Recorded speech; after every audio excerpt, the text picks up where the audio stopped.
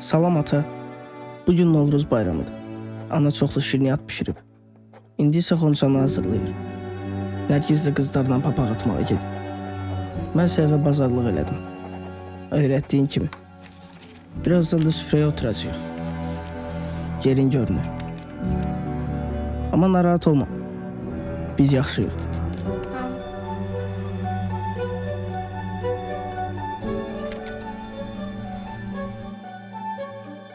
Şeker bırak yersen.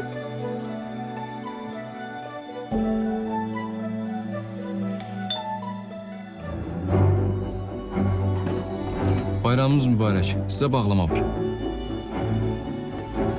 Çox sağ ol.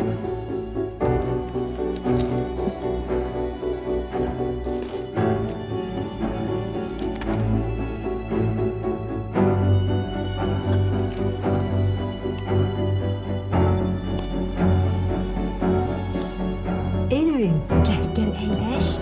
Şəkər istəyirsən, bax. Fərqi yoxdur. Götürməz.